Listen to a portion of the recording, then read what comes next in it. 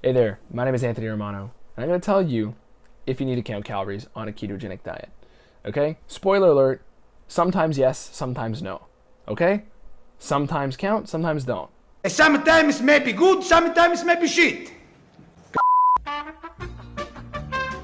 Okay?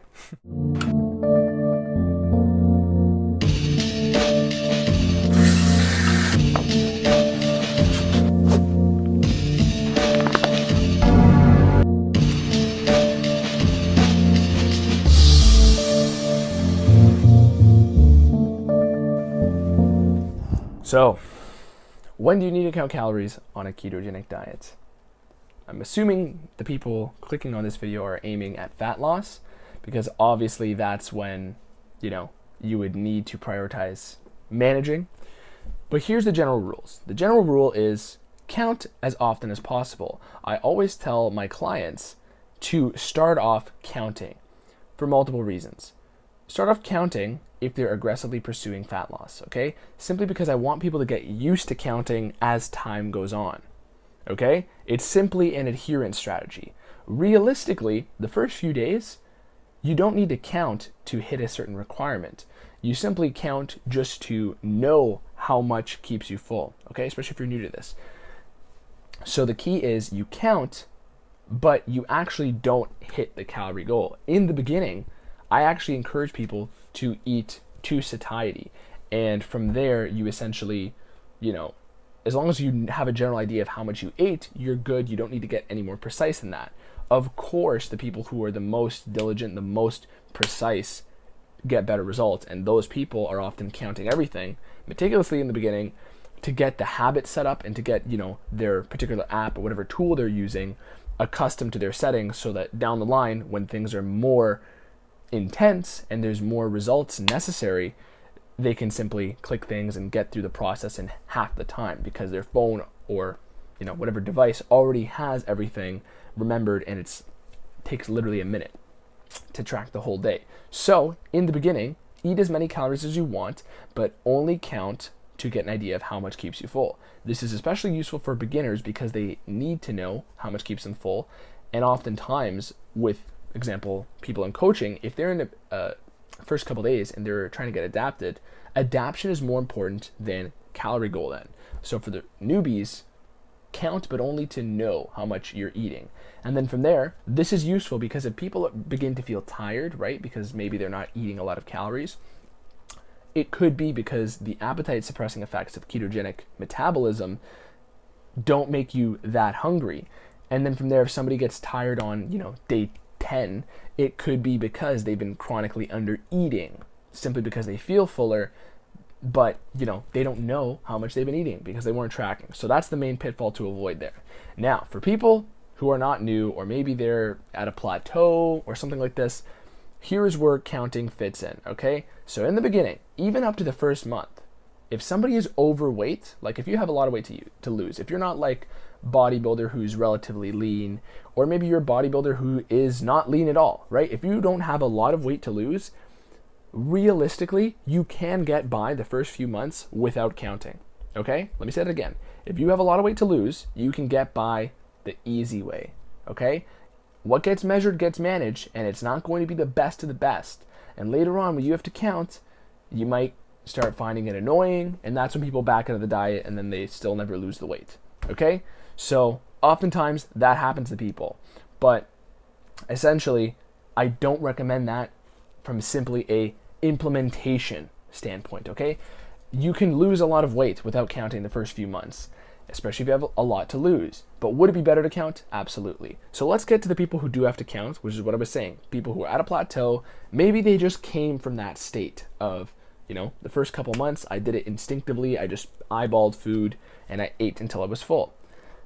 From that point on, if you notice plateaus, you're going to have to count for two reasons. Number one, the obvious one, to lower your calorie intake. But number two ties back to the beginning of this video, to know how much you're eating. Because oftentimes people will simply go keto, right? Or whatever approach they like to do. And they end up, eating a handful of almonds, and the calories within that puts them over. They just snack. And I always frame fat loss in the frame of, there's a quantitative side and a qualitative side. Keto and consuming lower insulin foods is the qualitative side. Calories are the quantitative side. Both of these sides of the coin can veto the other one out. So if you have the qualitative side set up in place, but then you jack up the calories, you're not going to lose weight. You're not increasing the demand on your body to break down its own fat stores. You're giving it plenty to work with. If you're somebody who is, not eating keto, right? You're not eating lower insulinogenic foods, you can still lose plenty of weight because the calories are low enough to a point where your energy demands are increased. But this comes at the downfall of potentially feeling like shit, potentially feeling hungry, which is why people often come to keto in the first place and why you're watching this video, maybe.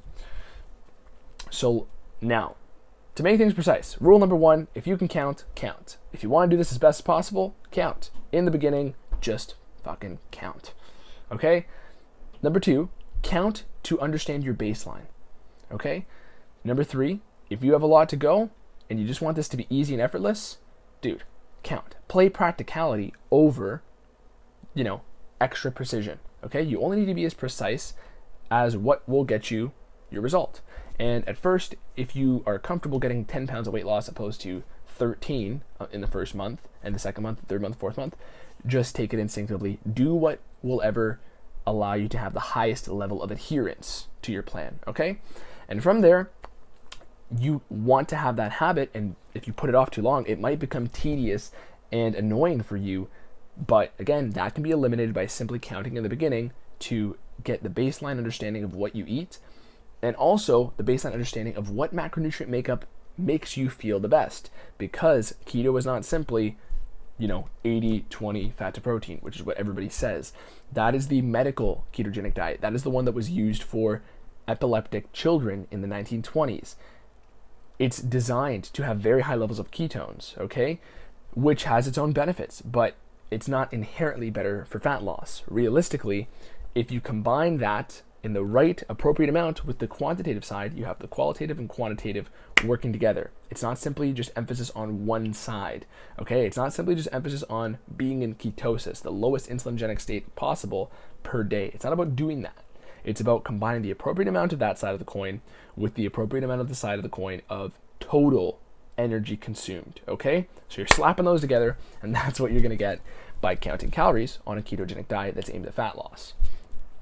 Down the line, your body will actually balance out, okay? So somebody like myself who does keto year round, except for one-off days here and there every few weeks, your body regulates things better and your baseline doesn't require meticulous counting. So for me, I'm not basically trying to cut down right now. So I instinctively get an idea of how much food I'm consuming from years of experience, and also because I'm slightly building muscle in a keto state. So for me, I'll count to be a little bit more precise on some bulk days, but me not counting is never going to leave me underfed, okay? When you're adapted to keto in a certain way, you'll still have, no dependency on food, but you'll have a much more relaxed sensation of hunger where you're like, I should probably eat. You know what I'm saying? So I can still abstain from food if I want to, and I've been fasted for almost 24 hours at the time of making this video. No problem. It's simply that, you don't ever have a day where you're just not hungry and then you end up with only 500 calories. You don't get that. Some noobs, some new keto people, not roasting anybody, feel that because they simply are so shocked by this metabolic switch that they don't eat as much food as required, and that can, make them more tired after a few days go on. So that's it for this video of when you need to count and how you need to count. My recommendation for how to count, get MyFitnessPal. It's an app. It's the best way to do it. And the last reason that should be kind of on the nose to count is because you need to know how much carb you're consuming. Keto is not a high-fat diet. It's not a low-protein diet. Of course, those are the most common macro scheme that makes people feel good and is, conducive for most people in a lot of scenarios. But the ultimate variable is lack of carbohydrates. So you have to count to know that you're in the right area. Of course, as I always say, keto is not quantitative. You have to just eat the right quality of carbs, right? If you're going to eat carbs, eat fibrous greens, okay? That's your carb source, maybe a little bit from certain nuts, that type of stuff, if you're going to eat carbs. But the point is, it's not a quantitative analysis of those carbs. It's not, I can eat 10 carbs from the Snickers bar as long as I cut it off at 10. That's not the way this works. It's simply that the qualitative types of carbs, the quality of the carbs has to be out the window, but you still want to keep a good idea of how much you're eating and how much makes you feel a certain way.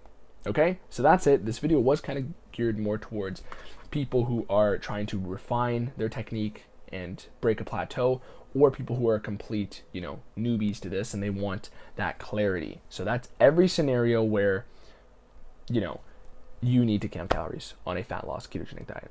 That's it. Peace. Oh, also go to my website, romanoketo.com, for coaching, personal consulting. I'll make your plan for you. I'll set you up. We'll have some email correspondences, or we can work together one-on-one possibly. But that's it. Thank you. Peace.